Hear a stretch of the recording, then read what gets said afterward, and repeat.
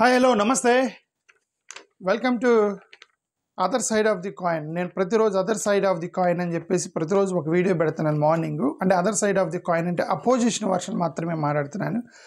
Ruling party version నేను మాట్లాడుతాను. Ruling party version మాట్లాడతానికి చాలామంది ఉన్నారు, చాలా ఛానల్స్ పనిచేస్తున్నాయి. మనం అపోజిషన్ వర్షన్ కూడా మాట్లాడదామని నేను చెప్తున్నాను, చాలా వీడియోలో చెప్పి ఇంకోసారి చెప్తున్నాను. Welcome to our opposition version, other side of the coin version, దాని గురించి మాట్లాడుతున్నాను.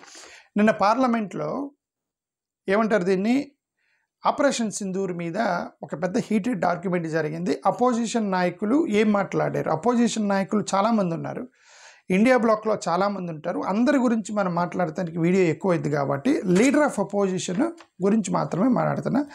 ఈ వీడియోలో ప్రియాంక గాంధీ గురించి మాట్లాడుతున్నా. 2-3 statements she also made in the parliament yesterday. అంటే రాహుల్ గాంధీ గురించి ఎందుకు మాట్లాడుతున్నా, లీడర్ ఆఫ్ ది అపోజిషన్. పెద్ద పార్లమెంట్లో ఇద్దరే ఉన్నారు, ఒక ruling opposition leader Rahul Gandhi. కాబట్టి మనం మాట్లాడుతున్నాం. ఇండియా బ్లాక్లో అందరి గురించి మాట్లాడే టైం సరిపోదు కాబట్టి రాహుల్ గాంధీ ఏమన్నాడంటే నిన్న ఈ యొక్క ఆపరేషన్ సింధూర్ మొత్తం కూడా నరేంద్ర మోడీ గారి ఇమేజ్ని కాపాడటానికే చేశారు తప్ప, పహల్గామ్ అటాక్ జరిగిన తర్వాత నరేంద్ర మోడీ గారి ఇమేజ్ని కాపాడటానికి ఈ ఆపరేషన్ మొత్తం కూడా చేశారు అన్నట్టుగా ఒక ఎలిగేషన్ చేశాడు. The exercise was to protect PM's image అనేటువంటి ఒక ఎలిగేషన్ చేశాడు నిన్న పార్లమెంట్లో.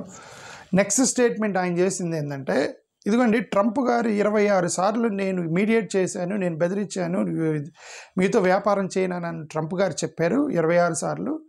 దాన్ని మోడీ గారు, గవర్నమెంట్, జేపీ నడ్డా గారు, అమిత్ షా గారు, వీళ్ళందరూ కూడా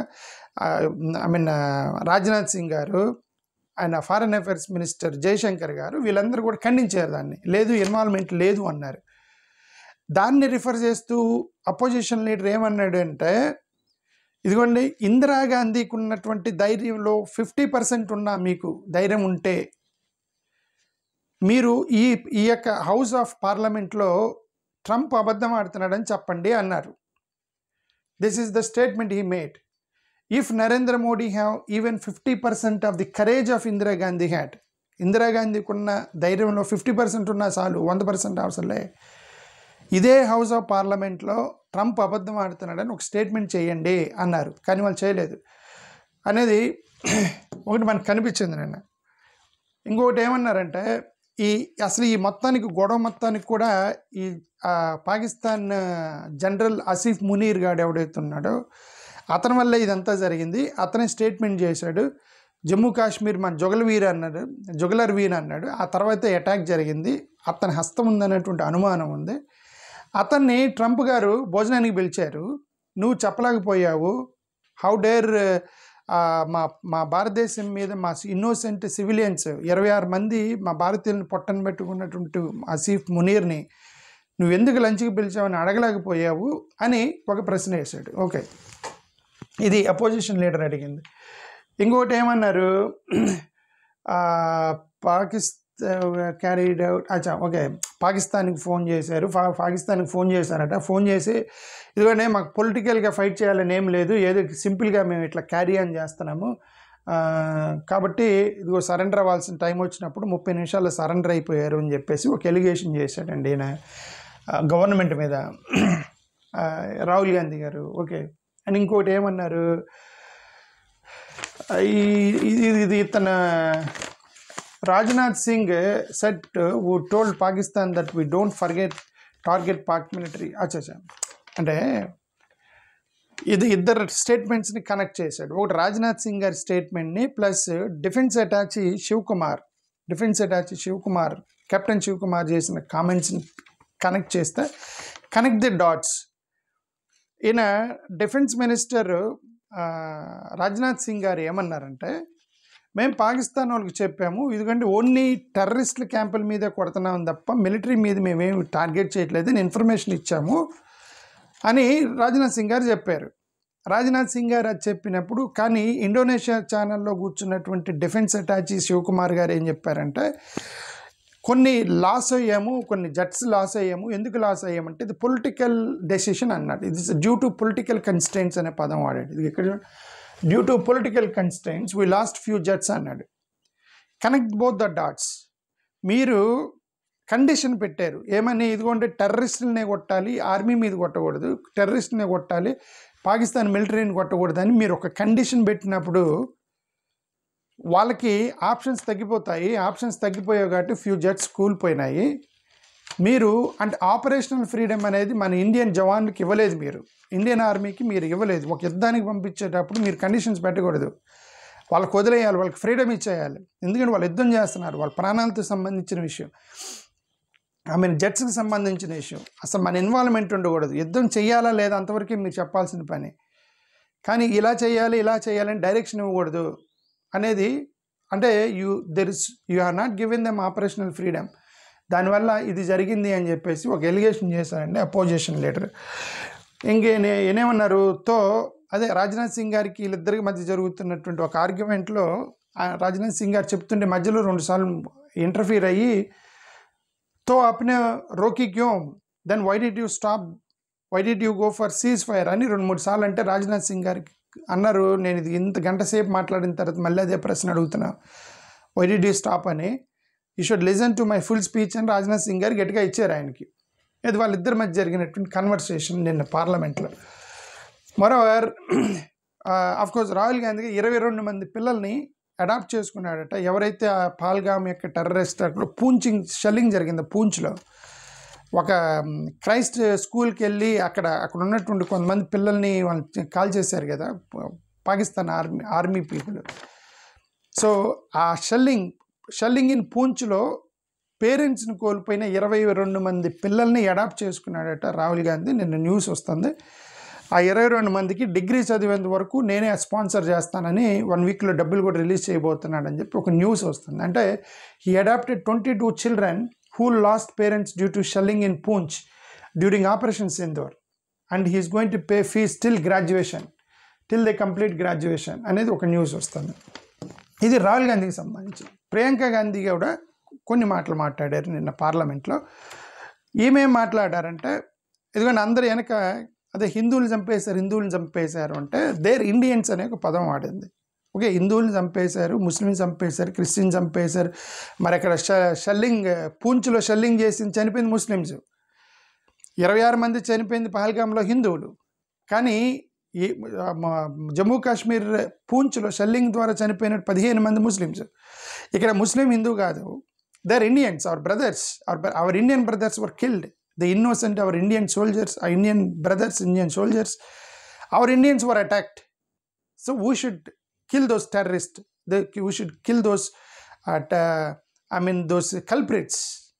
ఆ పాయింట్లో ఆమె దే ఆర్ ఇండియన్స్, భారతీయతే ఏదో అన్నదండి, భారతీయతే, దే వర్ భారతీయతే అనే పదం వాడింది. అంటే they are Indians and try to say that. మళ్ళీ అది కూడా గొడవ చేశారు, నువ్వు హిందూ అంటలేదు.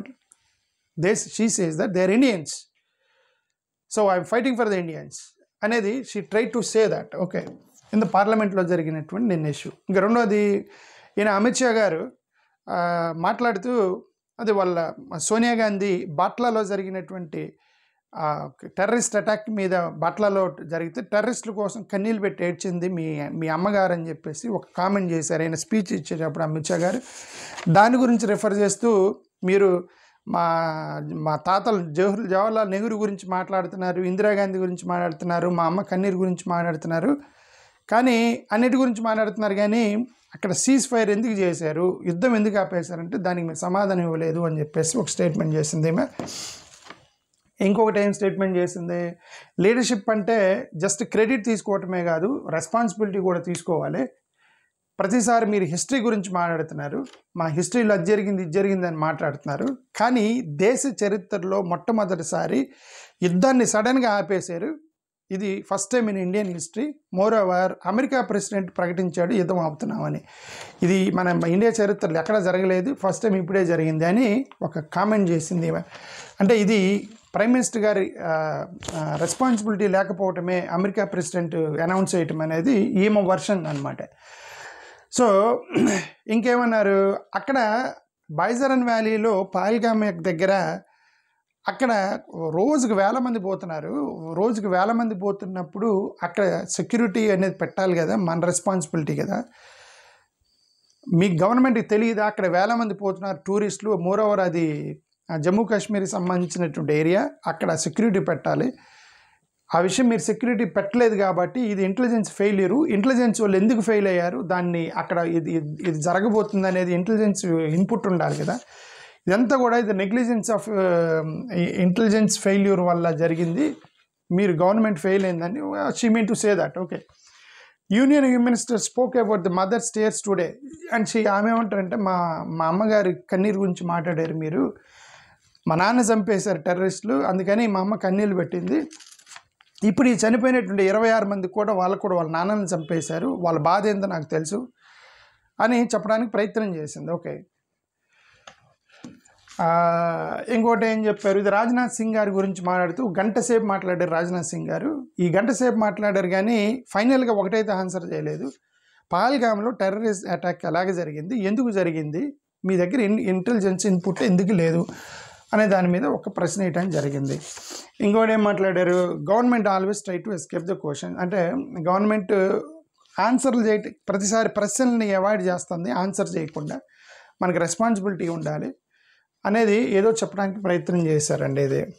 ఓకే, ఇంకోటి ఏంటి ఇది, అదే మళ్ళీ సేమ్ సాబ్ మీరు you are always talking about history but I'm talking about present. మీరు ఎప్పుడు చరిత్ర గురించి మాట్లాడుతున్నారు, ఇందిరాగాంధీ అది చేసింది, నెహ్రూ అది చేశాడు, జవహర్లాల్ వల్లభాయ్ పటేల్ అది చేసి చరిత్ర గురించి మాట్లాడుతున్నారు, నేను ప్రజెంట్ గురించి మాట్లాడుతున్నాను. మన ప్రజెంట్లో జరిగే దాని గురించి మీరు ఆన్సర్ చేయట్లేదు. Rajnath Singh ji defence minister responsibility ఎందుకు తీసుకోలేదు. గౌరవ్ గొగోయ్ నిన్న అపోజిషన్ తరపు నుంచి మాట్లాడుతూ కొన్ని ప్రశ్నలు రైజ్ చేశాడు.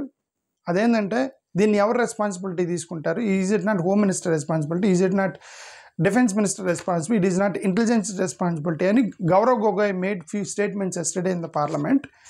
నేను దాన్ని రిఫర్ చేస్తున్నాను ఇప్పుడు. అది మాట్లాడుతున్నప్పుడు రాజ్నాథ్ సింగ్ గారు తలకాయ ఊపుతున్నారు, అమిత్ షా గారు నవ్వుతున్నారని చెప్పేసి ఒక స్టేట్మెంట్ చేశారండి.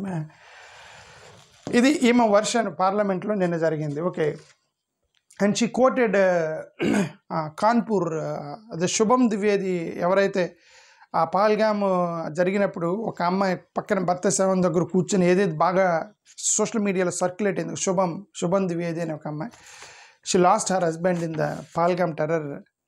అప్పుడు ఆమెను రిఫర్ చేస్తూ ఆమె అక్కడ కూర్చొని గంట సేపు బయటకు వచ్చినాక గంట సేపు గన్నులు పెట్టి పేలుస్తూ ఉన్నారు, గంట సేపు ఈ యొక్క ఫైరింగ్ జరిగింది, ఒక్క పోలీస్ కానీ ఒక ఆర్మీ పర్సన్ కానీ ఒక సెక్యూరిటీ పర్సన్ లేరు గంట వరకు కూడా, మమ్మల్ని అనాథలను వదిలేరు అని ఒక స్టేట్మెంట్ చేసింది ఆమె. అప్పుడు ఆ కోపంలో భర్తను చంపేసిన తర్వాత ఆ స్టేట్మెంట్ని రిఫర్ చేస్తూ వాట్ షీ సెడ్ ఇస్, ఇదిగో శుభం ద్వివేది ఒక విక్టిమ్స్ వైఫ్, ఆమె కూర్చొని గంట సేపు ఎవరు లేరు అన్నారు. ఎందుకు లేరు గంట సేపు, అక్కడ ఆర్మీ పర్సన్ ఎందుకు పెట్టలేదు, సెక్యూరిటీ ఎందుకు పెట్టలేదు అంతమంది వెళ్తున్నప్పుడు అనేది పార్లమెంట్లో ఈమె అడిగినటువంటి వర్షన్.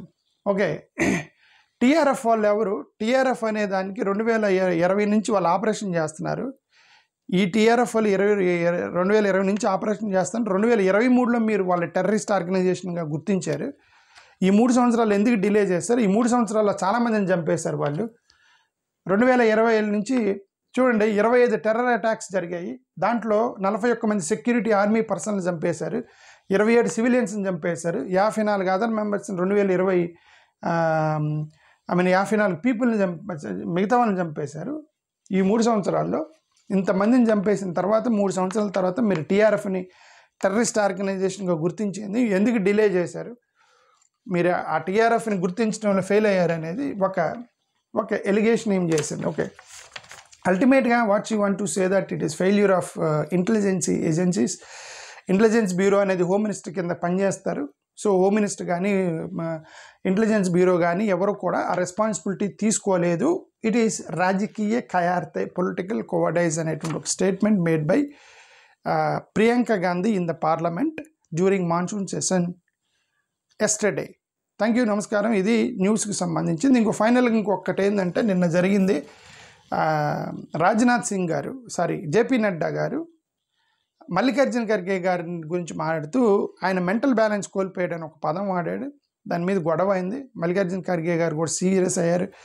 మీరు నన్ను పార్లమెంట్లో పెద్ద సీనియర్ నాయకుడిని నన్ను మీరు మెంటల్ బ్యాలెన్స్ కోల్పోయారు అని అంటే కరెక్ట్ కాదు అని అంటే, తర్వాత ఈయన క్షమాపణ చెప్పారు జేపీ నడ్డా గారు. హీ అపలాయిజ్డ్ అండ్ సెడ్, నువ్వు ప్రైమ్ మినిస్టర్ని రెస్పెక్ట్ చేయకుండా వాజ్పేయి గారు ఇందిరాగాంధీని దుర్గాదేవితో పోల్చాడు, అంటే రెస్పెక్ట్ చేశాడు వాజ్పేయి గారు ఇందిరాగాంధీ ప్రైమ్ మినిస్టర్గా ఉన్నప్పుడు. బట్ మీరు మా నరేంద్ర మోడీ గారిని రెస్పెక్ట్ చేయట్లేదు, అందుకని నేను మిమ్మల్ని మెంటల్ బ్యాలెన్స్ తప్పిందని అన్నాను అని ఎక్స్ప్లెనేషన్ ఇవ్వడానికి ట్రై చేశారు జేపీ నడ్డా గారు. ఏదైనా సరే ఆయన క్షమాపణ చెప్పారు మల్లికార్జున ఖర్గే గారికి మెంటల్ బ్యాలెన్స్ అన్న పదం వాడినందుకు. ఇది న్యూస్. Thank you. నమస్కారం.